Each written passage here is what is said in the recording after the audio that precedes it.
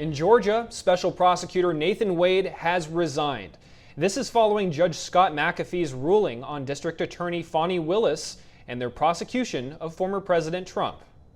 Special Prosecutor Nathan Wade submitted a letter of resignation to Fulton County District Attorney Fani Willis Friday afternoon. He wrote, "I am offering my resignation in the interest of democracy, in dedication to the American public, and to move this case forward as quickly as possible." Willis accepted his resignation and applauded him for his work. She wrote, "I will always remember and will remind everyone that you were brave enough to step forward and take on the investigation and prosecution." Fulton County Superior Judge Scott McAfee ruled on Friday that either District Attorney Fani Willis or Special Prosecutor Nathan Wade must step aside from the Georgia RICO case. This means Willis can continue to prosecute former President Trump and his co-defendants as long as she removes Wade from the team. The ruling came following 2 months of speculations and court hearings into Willis's alleged affair with Wade. The judge ruled that there was not enough evidence to prove Willis's relationship with Wade amounted to a conflict of interest. But he said the relationship created, quote, "an appearance of impropriety," and described it as being the result of bad choices. McAfee also criticized how Willis testified in court. He wrote, quote, "This finding is by no means an indication that the court condones this tremendous lapse in judgment or the unprofessional manner of the district attorney's testimony during the evidentiary hearing." Much of the court hearings centered around the timeline of Willis and Wade's relationship and their motivation for the prosecution. The judge ruled that there isn't enough evidence that Willis had a personal stake in the prosecution, and he said he was unable to determine whether Willis and Wade began dating before or after he was hired as special prosecutor. He said there were reasonable questions about whether Willis and Wade testified truthfully about the timing of their relationship. An attorney for Trump said his team respects the court's decision but believes the judge didn't go far enough. Defense attorney Steve Sadlow said, quote, "We will use all legal options available as we continue to fight to end this case, which should never have been brought in the first place." Reporting by Allison Lee, NTD News. Does the judge's ruling in the case against Fani Willis help Trump's election interference case? Well, here to break that down, we have 2 legal experts on the line. Joining me now is Nima Rahmani, the president and co-founder of West Coast Trial Lawyers, and Will Trackman, the general counsel for Mountain States Legal Foundation. Thank you both for joining me. And Fulton County DA Fani Willis will not be removed from Trump's Georgia election interference case so long as she removes her former boyfriend Nathan Wade as lead prosecutor. Now, Will, what's your reaction to this ruling here, and how do you see it impacting Trump's case? Well, I'm a little surprised based on the fact that the judge made a number of findings regarding the impropriety, the appearance of impropriety involving a prosecutor and her boyfriend or lover being also involved in the case, and striking the other person in the case doesn't truly resolve the appearance of impropriety. She's still engaged in this conduct as a prosecutor, and we still need to figure out whether she's capable of going forward without that tape behind her. Nima, do you have the same reaction? Well, I'm not surprised the judge split the baby, but when it comes to disqualification and a financial conflict of interest, it's a pretty significant hurdle because we're not just talking about Fani Willis and Nathan Wade. If there is a conflict of interest, the whole Fulton County District Attorney's Office is disqualified. So there's no question here that, Willis's conduct is problematic. This is something Judge McAfee said. You shouldn't be hiring your boyfriend, period, even if the relationship started after he was brought on board. And this is something that's cast a cloud over the proceedings. It's an unnecessary distraction. So, whether it's Willis, Wade, or both stepping down, that's something that should happen. There's still a lot of pressure on Fani Willis here. Georgia Governor Brian Kemp has just signed a law this week allowing a state commission to discipline and remove prosecutors for misconduct. And many are saying that this could be applied to Willis. Willis is also facing a threat of contempt of Congress if she doesn't comply with a congressional subpoena. Nima, what do you see the future of this case against Fani Willis? I think the future looks pretty grim for Fani Willis. She's a public servant. She should be held to a higher standard. And there's things that lawyers can do, criminal defense attorneys, that prosecutors cannot do. You can't come out and make public statements that may jeopardize the trial. You can't make your personal life an issue in a criminal case.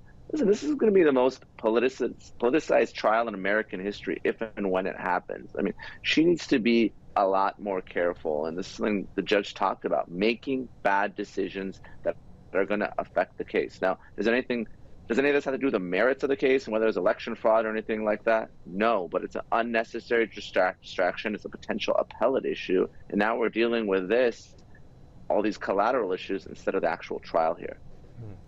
Will, what do you think the future holds for Fani Willis? Well, at this point, I don't think that we're even close to finalizing the trial before the election. And so I could see her appealing, saying it's sunk cost now. The case is not going to be resolved before November. So why not appeal? Why not try? The findings that the judge made said that they didn't prove it. They didn't prove the financial impropriety. So maybe that's enough for her to latch onto and try to vindicate herself on appeal. On the other hand, maybe she'll just fire Nathan Wade and go forward and say enough distractions, and I'll try to just press forward with the case I have, regardless of when it ultimately gets resolved. So I agree with Nemo. She is in a world of uncertainty right now without very many good options. Now, prosecutors in Trump's hush money case say they're open to delaying the case by a month to give Trump's lawyers time to review evidence. Will, how do you see this playing out? Well, it's another win for President Trump. We have only 7 or 8 months before the election, and so anytime you kill one of those months with nothing but delay, you get closer to that November deadline. And I agree, certainly there's not going to be any federal issues if Trump is reelected, and the state prosecutions would be quite a distraction. You know, you could imagine a sitting president having to stand trial in a state court. Wouldn't go well for the rest of the country that's hoping that he can manage our foreign policy. So I agree there's an inherent tension between all these prosecutions going forward if President Trump is reelected. If not, then I think they might all go forward just in 2025 and beyond. Nima, thoughts on the hush money case? Yeah, that's the one that's most likely to go to trial because obviously we had a trial date, unlike the other cases. There was a trial date that was vacated, but the other 3 are potentially subject to the appeal that's pending before the Supreme Court related to presidential immunity. If President Trump is successful there, I don't think he will be, then that may resolve the DC case, the South Florida case, and this Fulton County case. The hush money case, of course, predates Trump becoming president. It's the least serious of the cases, but the one that was most likely to go forward. Now you're having an issue where there's this delayed discovery. And if you're the prosecution here, you got to be complying with your discovery obligations in a timely manner.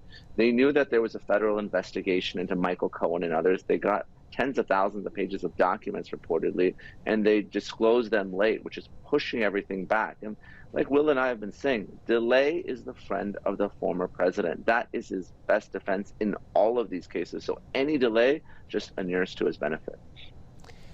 Nima Rahmani and Will Trackman, thank you very much for your time here. Thanks so much. Thanks for having us. President Biden defending Senate Majority Leader Chuck Schumer after he sharply criticized the leadership of Israel. Now it comes after mounting Republican backlash over Schumer's comments here. Joining us now live is NTD's White House correspondent Iris Tao. Iris, good evening to you. And now tell us more about why the president's latest reactions on this today. Good evening to you, Jack. So President Biden today praised leader Schumer after Schumer made a controversial speech on Thursday saying that Israeli Prime Minister Benjamin Netanyahu has, quote, lost his way and that Israel should hold new elections to replace him. Here's what President Biden was saying when meeting with the Irish Prime Minister at the Oval Office today. Watch. I'm not going to elaborate on the speech. He made a good speech, and I think he expressed a serious concern shared not only by him but by many Americans.